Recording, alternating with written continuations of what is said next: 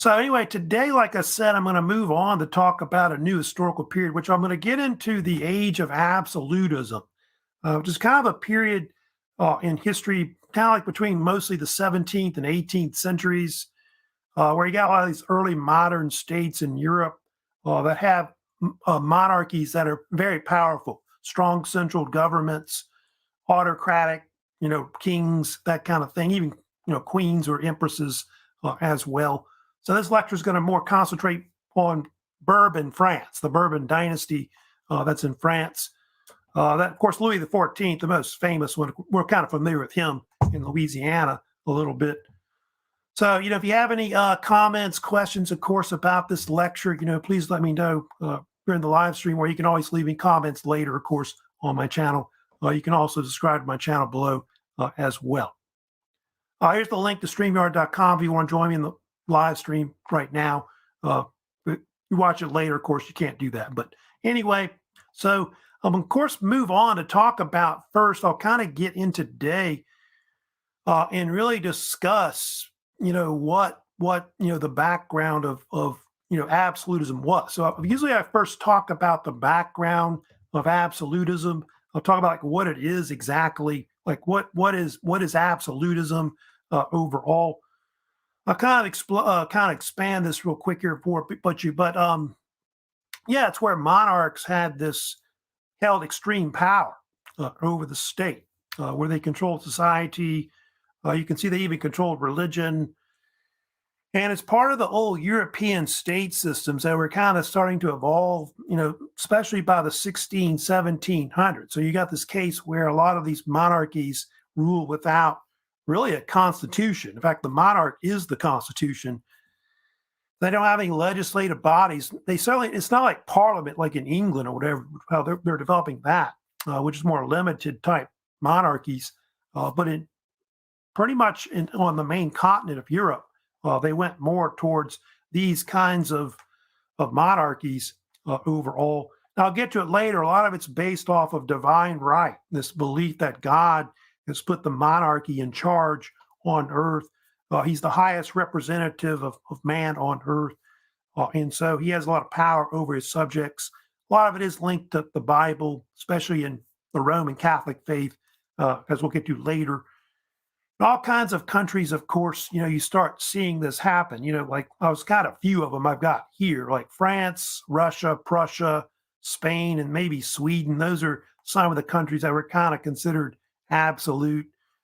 Portugal, I think, was another one. Denmark, Norway, I think, was another one that kind of went that way overall. Austria, of course, forgot about that one in the list. Yeah, for a while, Austria was kind of like that. Austrian Empire was that way as well. A lot of it was caused by the decline of feudalism, you can see. The rise of the cities, a lot of the middle class sided with the monarchy and things like that. And so a lot of these things were kind of causes of why, I guess, the absolute type of governments kind of will evolve over time. I'm going to talk a little bit about this man named Thomas Hobbes. Hobbes really is one of your most influential figures, really, in the really in absolutism itself overall. Hobbes was an Englishman. He was writing around the time of the English Civil War, which broke out in England in the 1640s. And Hobbes believed that part of what caused the English Civil War to happen was the fact that they had a weak monarch. And so he felt like if they had a strong central type monarch, they wouldn't have these kind of problems, persist. And so he wrote this treatise in the 1650s called Leviathan, which became real popular. I think I've got an image of Leviathan right here, Hobbes. But Hobbes basically compared the Leviathan, the sea monster in the Bible. He believed that the monarch should have absolute power over all to form a government. He believed that a lot of people at the time, like especially common man, wasn't really capable of running government. They were too brutish, too violent, too selfish, uneducated, that kind of thing. And so he believed that these monarchs' power should be centralized around the throne. And the only thing about it, his idea was more based on, I guess, what we call, it's later called the social contract. We'll get to later. They dub it, which I think Jean-Jacques Rousseau kind of helped develop. But it was definitely a major influence on absolutism later. I usually mention The Prince too. I think that's another book they talk about sometimes before Leviathan. I know going back to the 16th century, where Machiavelli wrote one of the first modern political treatises.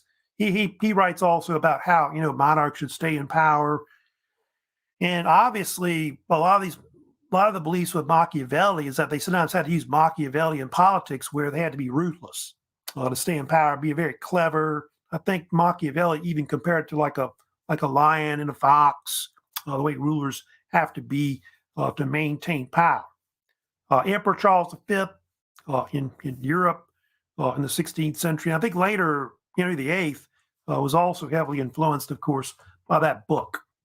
Oh, and don't forget another work they always talk about, which is really probably the most influential in the end, with obviously divine right, and that's the Bible. The Bible is definitely the big influence, because a lot of these divine right theorists, kind of compare, the king's power to the kings in the Bible, like King David, King Solomon, etc.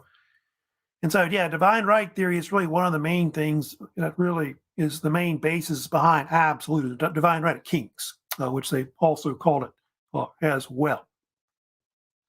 And I have an example of something that they always talk about, where the ideas of, they think, divine right came from. There's this thing called, I'll kind of show it to you right here, but it's called the Great Chain of Being.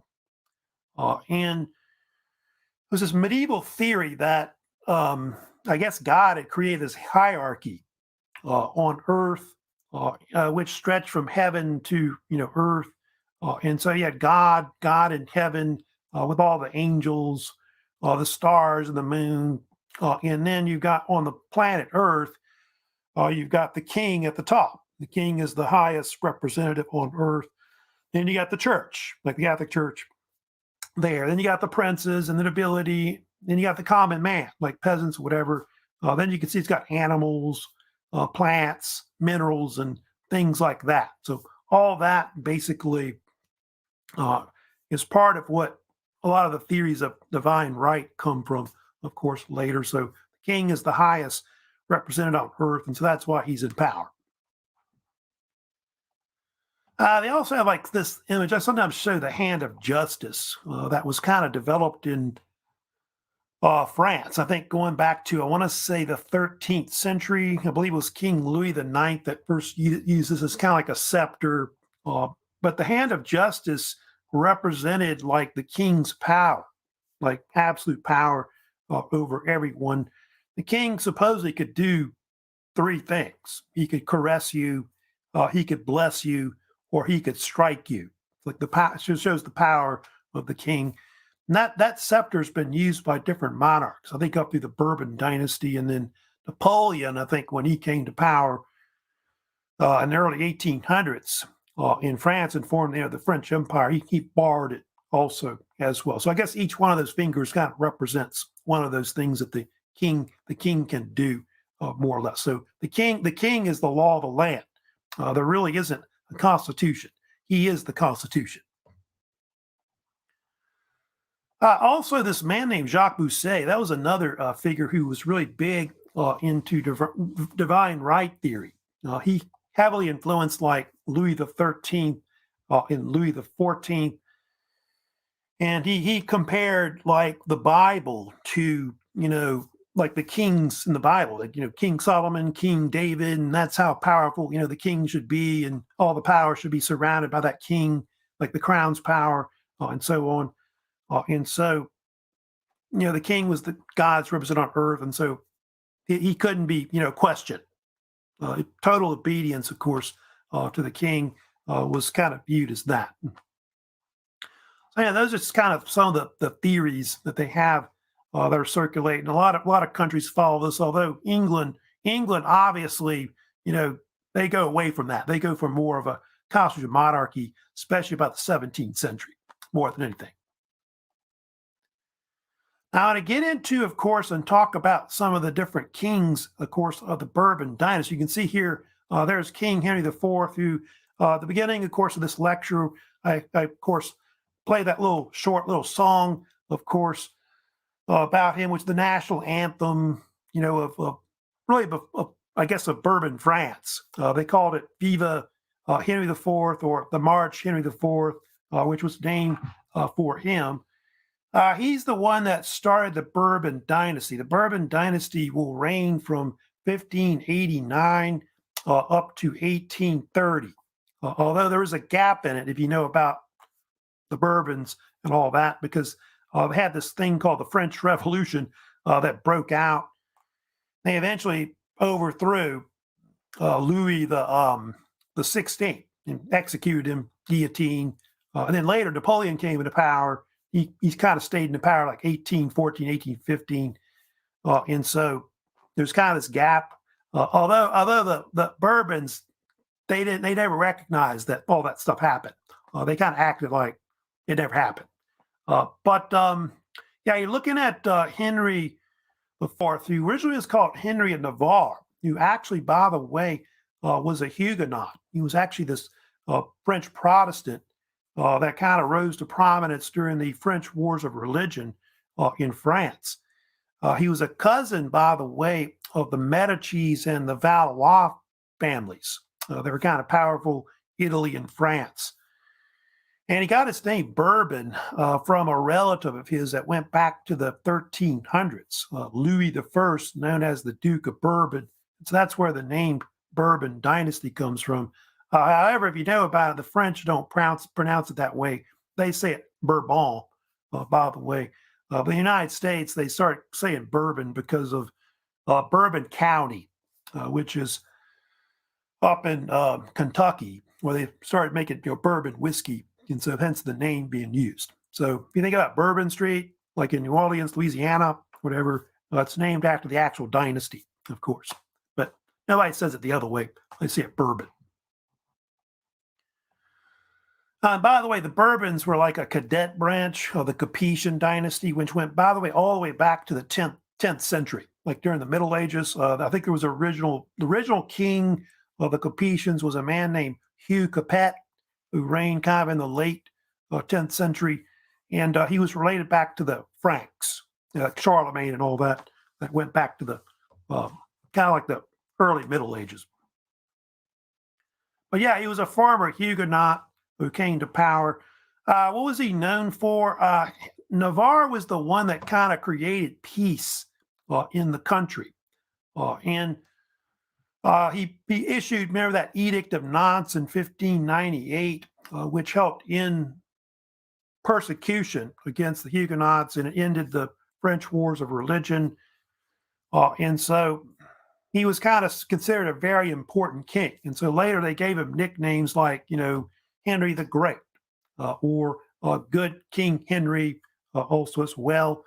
And they, of course, wrote songs about him throughout the country, including a national anthem that was named for him, Viva Henry IV, or March Henry IV, which was, by the way, used up to like the late 18th century before the Marseillaise, of course, replaced it because of the French Revolution and all that. But it's kind of like the national anthem of the Bourbon French kingdom, pretty much.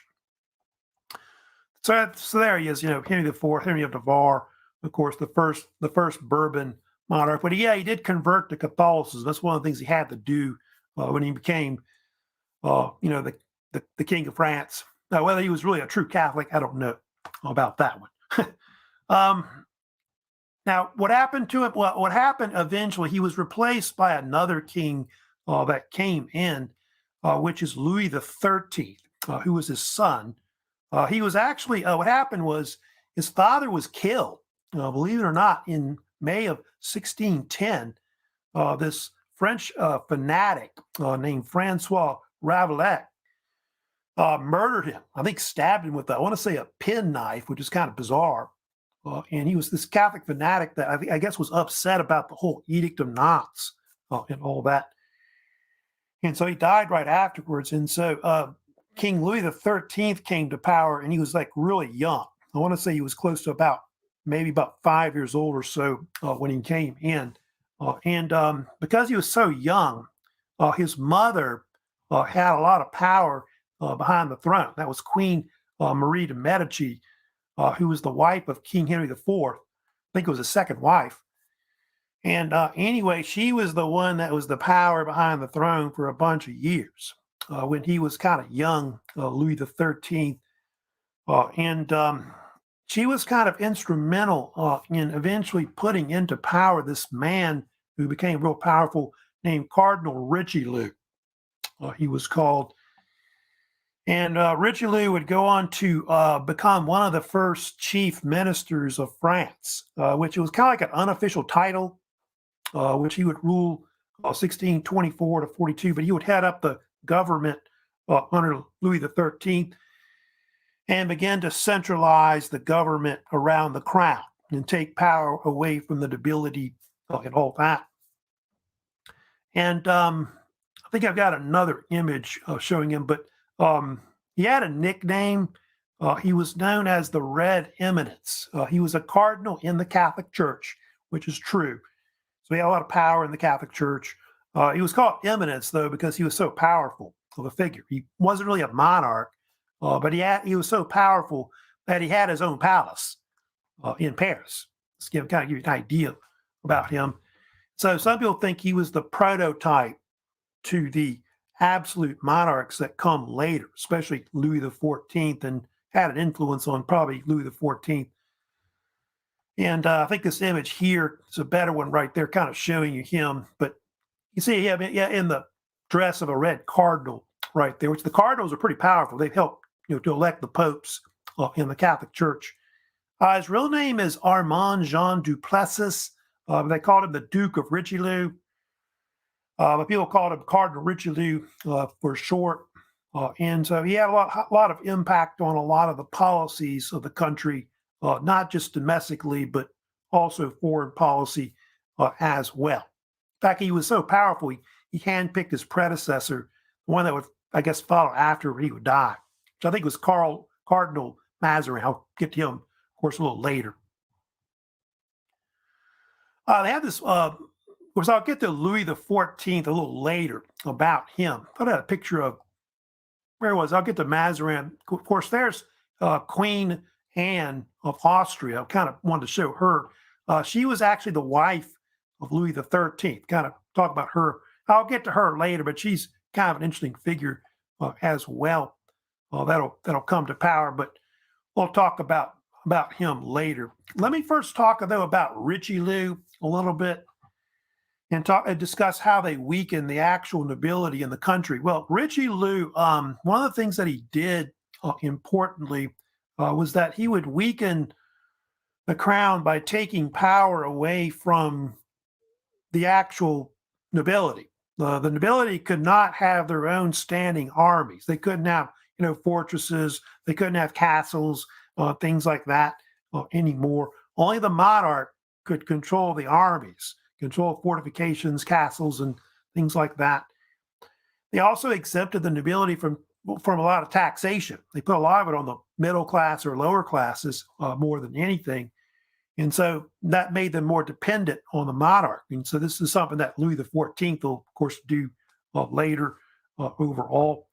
In Bourbon, France, there were two types of nobility. You could either be the nobility of the sword, which that was a type of nobility where it was like basically that's something that went back to hereditary means, going back to, like, say, the Middle Ages, where you inherited basically, like your father had it and you had it, that kind of thing. Then nobility of the robe was something you could earn by paying money to the crown. Literally, if you had enough wealth, you could become a nobleman overall. So it didn't necessarily have to be hereditary, but when you died, your son or whatever couldn't inherit it, that kind of thing. Richelieu's policies, by the way, would actually make make France a world power. One of the things that they did, which I've talked about before, was that Richelieu is the one that kind of got Louis XIII to support a lot of the countries in Northern Europe that were fighting the Habsburg empires, Spain and Austria in the 30 Years' War. And so they sent a lot of money, a lot of course, troops, of course, to fight the Habsburgs. Because they realized that the Habsburgs were becoming an enemy of the French Empire. Now, I think also they kind of saw this as an opportunity to trade with a lot of these powers in like Northern Europe, Dutch Republic, Prussia, etc., Scandinavia. And so France is going to help to end eventually that conflict. It won't be under Richelieu, I think it is, but now under Louis XIV, they'll eventually end the 30 Years' War with the Peace of Westphalia, and France will come out in the end as a world power. Oh, one more thing I did want to mention about Richelieu, which is real famous. He started this thing called the Academy Francaise, you may have heard about, in 1635, and it was this French consul which controlled like the language of France, the French language. So anything where the French language is being used, whether it's like in the arts and the culture, French dictionaries, literature, whatever, this consul would control it. They were very powerful too. I think they were called immortals. They were on it. And so Richelieu had a lot of influence on the country. Also influenced a lot of, there's a lot of movies. Have you ever seen like that movie called The Three Musketeers, which was based off of that novel by Alexandre Dumas, basically. And so, yeah, he's kind of an influence, Cardinal Richelieu, on even like literature and movies and things like that. He's kind of been around. All right, I'm going to move on. I'm going to talk also next, of course, about another famous ruler, which you see there, which is Louis XIV. And Louis XIV was really the greatest monarch of the Bourbon Dynasty. Of course, third Bourbon king, you can see, considered one of the greatest absolutists of his age. In fact, usually the age of absolutism kind of peaks around when he lives, between the 17th and the 18th centuries. He is the longest reigning monarch, by the way, in European history, at least in modern times, reigning over 72 years. I think 72 years, and I want to say 4 months. I think the only ruler that has a chance to maybe pass him is Queen Elizabeth II. If she can live another 2.5 years, I think she might pass him, basically. But yeah, he is considered one of the greatest monarchs. I think it's because of the fact that Louis XIV was one of these kind of rulers that micromanaged his reign, pretty much ran without a real main chief minister. He didn't really have like a Richelieu, I think, later that controls his reign. He's got powerful ministers like Jean-Baptiste Colbert, you may have heard of. That's real famous. But in a sense, he's one of these monarchs that kind of really controls the state and micromanages as a autocrat, pretty much.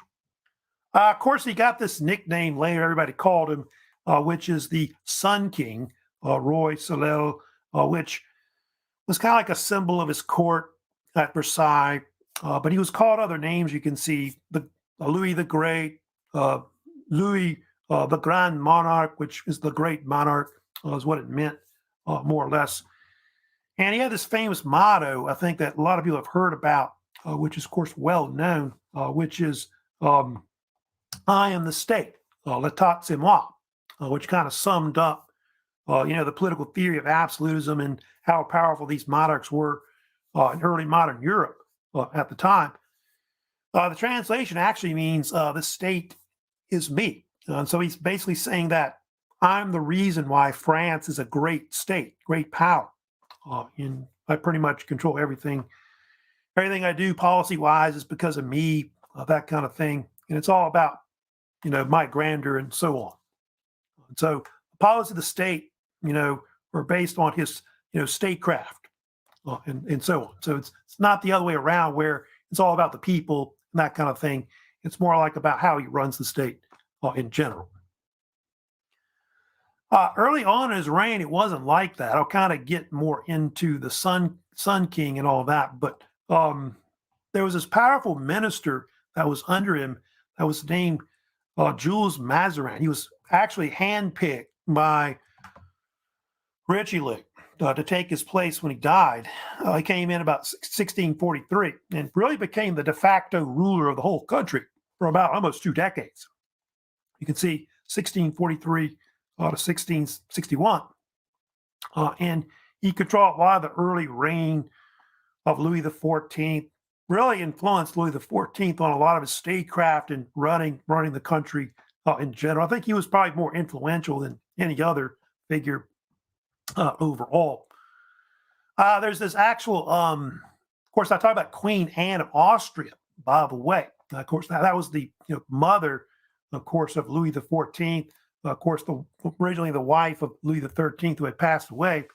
And so she had a lot of power by the throne, too. She was actually the real regent of Louis XIV. But Richelieu really was the one in power because he's the one pretty much that ran the government overall. They think that Mazarin maintained a very close relationship with the Queen with Queen Anne. There's even been speculation and rumors that they were secret lovers, or they may have married at one point. Seriously, and I think the French nobility, who, by the way, didn't like Mazarin, they hated Mazarin, couldn't stand him, because I think he was Italian. About this Italian background, came from Italy originally. They called him nicknames like the custodian of the Queen's bed, or I think another name they called him was the Italian thief, because they thought he was trying to steal control of the country and all that.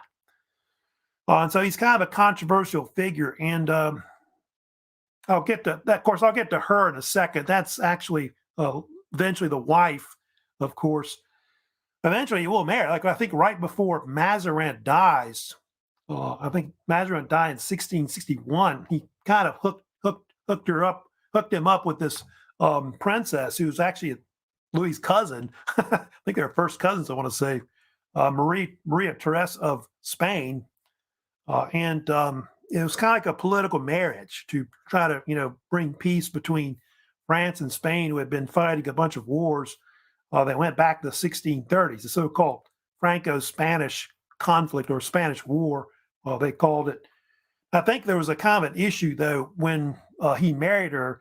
The Spanish didn't give him a proper dowry. He was kind of angry about it. And so I think later in the 1660s, he decided to invade the Netherlands because they refused to give him a decent dowry. That caused the so-called War of the Devolution. I think they nicknamed it in Europe.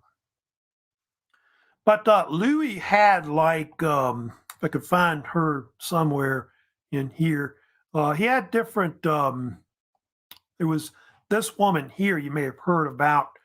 He had all kinds of mistresses. Like Louis XIV had numerous mistresses, but the one that was the most famous one was Marquis de Maintenon, who was his actual close advisor on different things of the state. And a lot of these Bourbon monarchs would have these mistresses that they'd be very close with and would, take care of the children and things like that. They had a head of the household and, basically they probably slept with him too, that kind of thing. But she was a very close advisor to him, for a bunch of years. And I think after his first wife died, Maria Therese, they think there's a theory that he may have married her. But she was never officially like Queen of France, that kind of thing, more than anything. So kind of talking about that issue, of course. Now, later when after Mazarin died, of course, Louis XIV would gain more power, like when he was like in his 20s. And one of the first big things that Louis XIV did that became well known was he built a new palace complex, which was later known as the Palace of Versailles, or if you want the French version, the Chateau De Versailles, which was constructed south of Paris, beginning in the early 1660s. Versailles will be very important. Versailles is almost like a de facto capital of Bourbon France, at least between the 17th and the late 18th centuries. In fact, actually, at one point, you had 3 rulers that reigned from there, which was the central court of the Bourbons, Louis XIV, and then later Louis XV, and then Louis XVI reigned there up into the French Revolution until the revolutionaries overthrew him and forced him to reign from Paris, which will happen, of course, a little later. So you can see that was something that in that image right there, the Sun King was very instrumental in developing, and part of why he developed it too was to control the nobility, because they would have to come there when the government's in session, and then he could micromanage everything in the state. There was an issue I didn't talk about, which right before he came to power, there was this thing called the Frond. I don't know if you heard about this, which happened in the 1649 to about 52. A lot of the nobility rebelled against Mazarin, tried to even throw him out the country, exile him at one point, and they eventually failed. Mazarin would stay on for almost another decade, and they think after that Mazarin was able then to centralize the crown's power even more. Louis XIV, by the way, hated living in Paris after that because of riots that had broken out, and so he moved more to the countryside, and that's where he built his new palace there. Kind of better images right here, but you can see an image of course, it's like Poseidon there with a lot of the, of course, ponds that were put in there, by the way. But a little bit about the palace itself. It was influenced by the Italians. In fact, a lot of palace construction that was built during the Age of Absolutism was influenced by Baroque-style architecture, which was highly decorative and very theatrical, very showy, type palaces that were built with lots of tapestry paintings on the ceilings and a lot of gold, marble on the inside, and things like that. A lot of parks and gardens added to it also as well. And there was different people that were involved in the construction of it. The palace, by the way, was built between 1661 to 1682, although it was built up, they think, to the time of like Louis XV at one point on some of the construction of it. A lot of workers were involved in the construction of Versailles. I think as many as close to 40,000 workers worked on the construction of it overall. There's a lot of people involved, like famous architects that helped build it. The most famous was Louis XIV. He was the main architect that really designed and built the majority of Versailles, like the inside of it, minus, I think, the Hall of Mirrors was the only thing that he didn't really build that's known. They also had Andre Lenotre. He's kind of famous and kind of influential in Europe because a lot of people copied him later.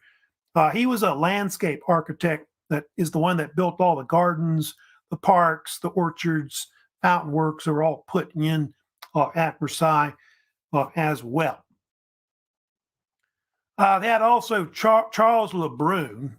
He was a French artist who did a lot of the paintings on the ceilings of Versailles, which Louis XIV really liked him. He thought he was one of the greatest French painters at the time that lived in the 17th century. And so he was pretty renowned also as well. Here's kind of an interior map, of course, of the Palace of Versailles. You can see it's got this minister's court that's in the middle with, of course, a statue of Louis XIV right here. Does kind of have a left wing and a south wing and a north wing on one side. And over here, you've got the different important suites. Like you have the King's Suite is over here, and you got the Queen's Suite, which are right here. Hall of Mirrors is back here, of course, behind here. And you got all the parks and gardens that are back here.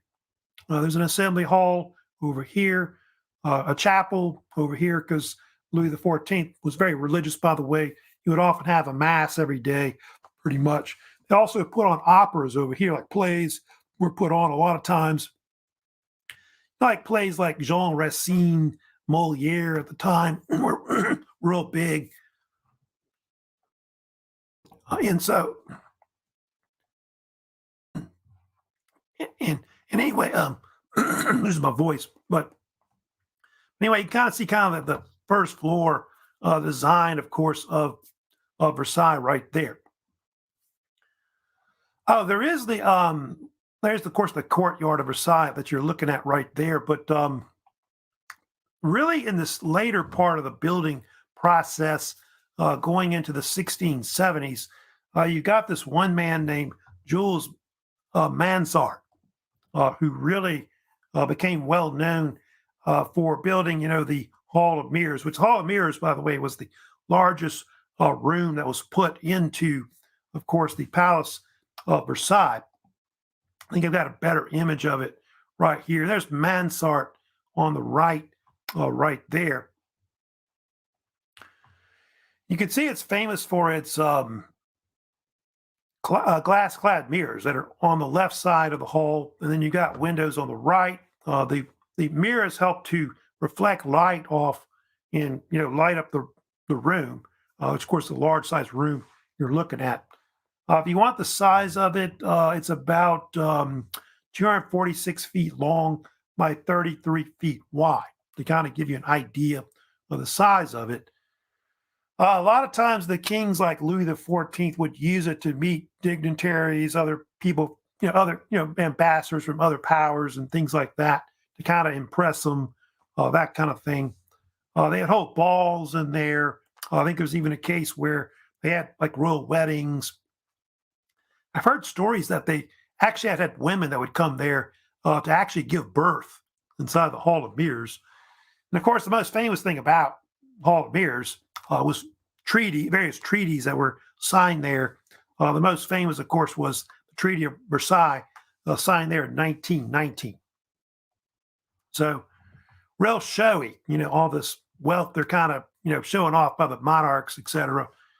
Some of that furniture you can see pretty expensive, like gold-looking furniture you see on the right and the left. A lot of marble. Of course, the tapestries were probably considered one of the most famous things that were well known, of course, about Versailles. Of course, there's that kind of courtyard area. There was supposedly a gate that was in the middle there that ran from that left to right side there. But during the French Revolution, when they broke into it, they broke through and I think wrecked it. So it doesn't exist anymore. There used to be like a gate that was right there. Here's some statistics on the, by the way, on the Palace of Versailles. You can see it takes up about 2,000 acres of grounds overall. Look at all the plants that they use. 200,000 trees, 210,000 types of flowers are planted every year. 80 miles of rows of trees. That's amazing. 50 fountains and 620 fountain nozzles. 21 miles of water conduits. And look at that, 3,600 cubic meters per hour of water is consumed, or I guess must be used by the fountains and all that to run it. 26 acres of roof, 51,000 square meters of floors, 2,153 windows, 700 rooms within it, 67 staircases. Also, it's got a lot of artwork in it. So you can see all kinds of paintings, engravings, and drawings and sculptures. Something like it must be 20, 30,000 types of works of art are actually part of Versailles. So it's really now a museum now, more than anything. The gardens are fancy too, also as well, that you're looking at. One of the favorite plants that Louis XIV liked to then the plant was the tulip plant, which you can see there. A lot of those are tulips. And tulips was a big craze around that time, like around the 16th, 17th century. I think they called it tulip mania or something like that, because the Dutch Republic, I know, kind of monopolized it for a while, I believe. And so, that was one of his favorite types of flower to grow, the so-called tulip plant. You can see it also had like orchards were put in and orangeries and things like that were also part of it also as well. Reminds me of like the Biltmore, if you ever been there, of course, which is in Asheville, North Carolina, which was a famous Vanderbilt mansion they built years ago. Now, I want to talk about also this other man that's real famous under Louis XIV, which is his name is, of course, is Jean-Baptiste Colbert. Colbert was considered to be really Louis XIV's most important minister. In fact, if he had a chief minister, it was basically him. I don't think it was really an official title, like Prime Minister of Great Britain or whatever. But he did have a title, which was Controller General of Finances. And he was instrumental in expanding the French Empire. It's part of why France was booming as a power at the time. Part of why I guess Louis XIV was able to spend all this money lavishly on these palaces like Versailles. Now, Colbert had this type of new economics that he started using that they called it Colbertism, I think was the common nickname they called it in France later. They usually called it mercantilism, is what they nicknamed it. And mercantilism became a very popular form of economic trade that peaked between the 16th and the 18th century. It's the precursor before they got the capitalism or free trade, free enterprise that'll come later, that Adam Smith kind of influenced from Scotland. And how it works is that nations try to accumulate as much wealth, as much gold as they can by exporting more than importing goods. And so they would do this through like royal colonies all over the world. And if you go to this map here, which I can show you down here, France had different colonies all over the world. Their biggest colony really was actually New France. Which is, like in Canada and Louisiana. And the biggest thing was the fur trade, where they trapped different animals like beaver and so on, and made that into clothing. They bring this back to France and make it into clothing and then sell it to the empire and make a fortune overall. Also off the east coast of Canada, they caught a lot of fish. It's like fisheries was probably the second big thing they had in New France. Like the cod fish or whatever, and the French needed fish because of Lent, where they could eat like meat and stuff like that. You can see also in India, you go to, I don't think that image shows India, but India, they have like things like coffee, pepper, spices, cotton as well. Back under Colbert, they had a company there called the French East India Company for a while that dominated a lot of trade in that region.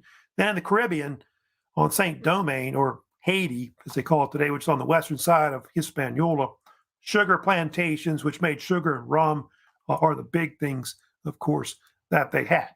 So that's pretty much the kind of, economics that drove really the French Empire under Louis XIV with Colbert's, expertise behind the throne. Other things that Colbert did too, I think I'll kind of get to this a little later on that issue, but Colbert did a lot of things. I kind of got a list of them here, but he developed a glass industry in France. Before that, if you wanted glass, you had to get it from Italy. Italians for a while dominated the glass trade in Europe, and so he created this own state company called the Saint Gobain, which is still around today, by the way, and it helped to monopolize a lot of glass throughout Western Europe at the time. He founded the French Navy. He founded the French Merchant Marine. So those are kind of part of, developing their empire and all, because it started to be vast. Canada, Louisiana, India. Also, they think Colbert is the one that sent a lot of the explorers to the Americas, like LaSalle and others and so on, were sent later under him to like explore the Mississippi River. They explored the Great Lakes. Part of, central Canada was explored as well. Also, they think that Colbert was instrumental in developing new transportation networks throughout the country. He helped build new roads, new canals to connect different parts of the country. he raised tariffs to protect France's industries. Like I guess that glass industry he developed. He put tariffs on imported glass from Italy as an example. There is one thing he's kind of infamous for, which kind of on the negative side. They think he helped to write up the Code Noir, or the so-called Black Code. You want the French translation. These were a series of French laws which controlled and regulated slavery throughout the French Empire. So this affected Canada. This affected Louisiana later here as well. And so he kind of helped write it up. But I think the code wasn't written until after he had died. But they say he influenced it more than anything. Colbert was around up until the 1680s. However, after he died, they think the country started declining after that. And this is other issue I was going to get to next, which happened was that Louis XIV, who was very religious, very, very pro-Catholic, and he didn't really like Protestants too much, he decided in 1685 to revoke the Edict of Nantes. Happened in October of that year, with an edict he issued called the Edict of Fontainebleau, which was named after one of his palaces in Paris, Fontainebleau Palace in Paris. And what this edict said was that they either had a choice. They could either convert to the Catholic faith or they could just leave the country. I don't know if they would kill them, or imprison them, but basically that was their choice. Pretty much. Some did convert, by the way, and he ended up like forcing out. You can see 100,000 French Huguenots at one point fled the country to other countries, Germany, the Netherlands. Some even went to America later, where the United States will be. And he forced them to close down their churches. He closed down their schools. Overall, and so that's why later, when in the future, I guess modern France today, there's very few Protestants. I think I told you before. I think France only has 2% Protestant. That's it. I think 40% of most Frenchmen are Catholic today. I saw before, statistic wise, but that's something he was behind.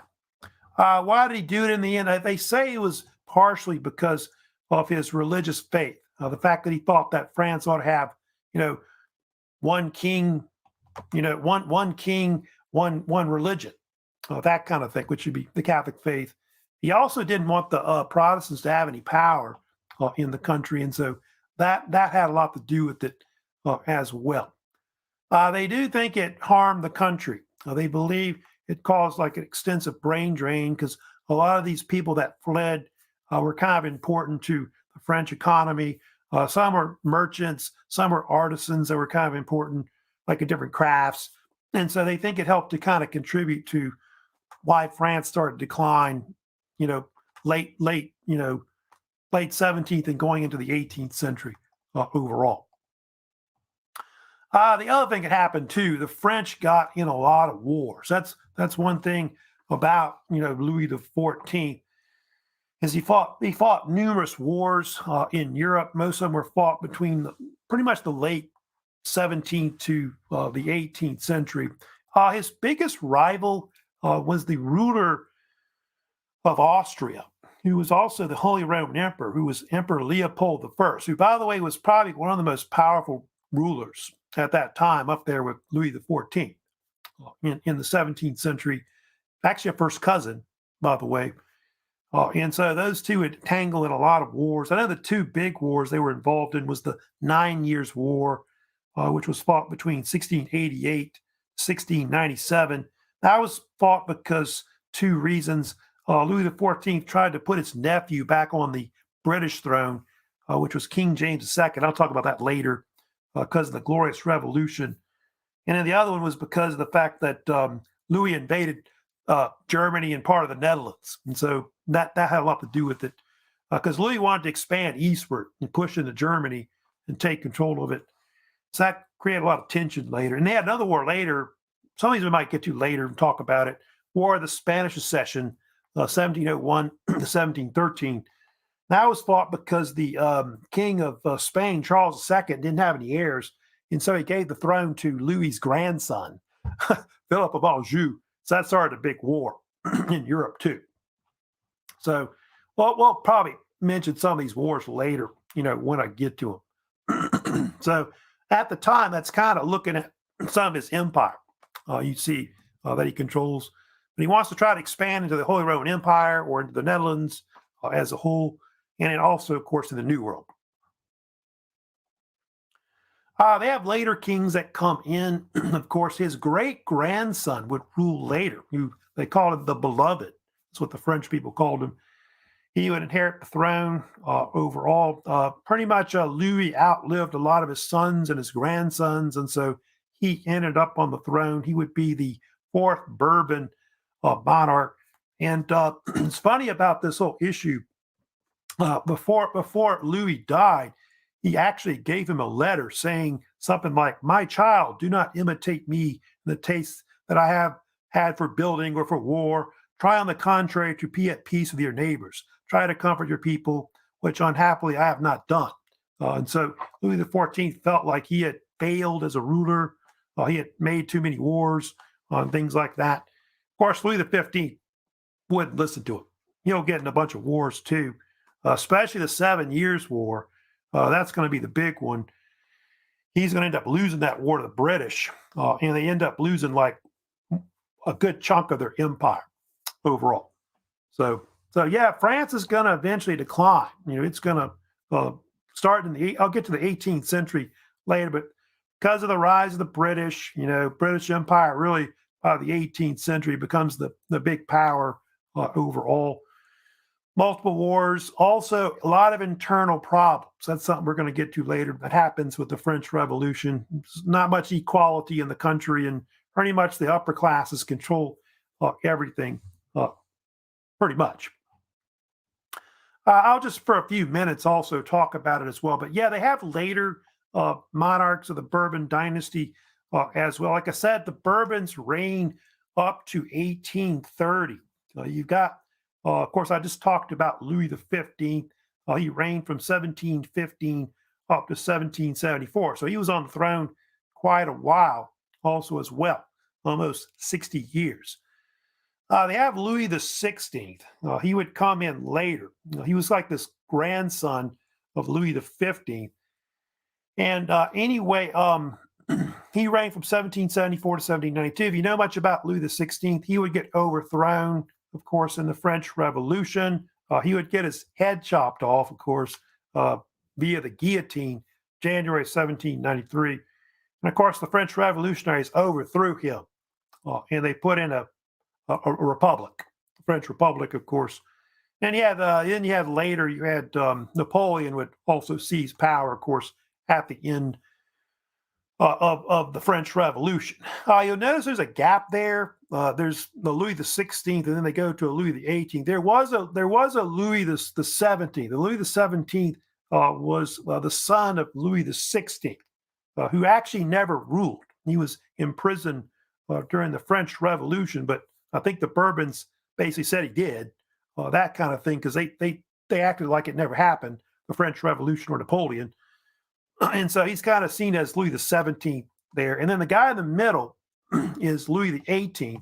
Louis XVIII is a younger brother of Louis XVI. He'll reign after Napoleon is exiled from France. And they put the Bourbons back in 1814, 1815. And then he reigned about 10 years. And then his younger brother there, Charles X, was the last Bourbon ruler who reigns until 1830 overall. So all those three are brothers. Actually, you're looking at. There are later monarchs that they have. So Bourbons go up to basically 1830. So anyway, kind of talking about some of those later Bourbon rulers that they have. Now, later in the week on Wednesday, I'm going to move on to talk about the Habsburgs. That's the other thing we'll kind of talk about. I'm going to talk about, the rise of, they got the Spanish Habsburgs, in Spain. You got Emperor Charles V. We'll kind of mostly talk about, and his son Philip II. We'll kind of get into him. And then you got the Austrian Habsburgs, like the Maria Theresa, maybe heard of her as well. We'll kind of talk about some of those rules. Oh, Emperor Leopold I, of course, I just talked about also as well. So we got these different empires that, of course, that are out there. We'll talk about. I think they say the Habsburgs was one of the most famous dynasties in really Europe. I think that one and the Bourbons, and maybe I want to say the Romanov dynasties, also pretty famous as well. So that's it for today. Of course, we'll see you later, of course, in the week. But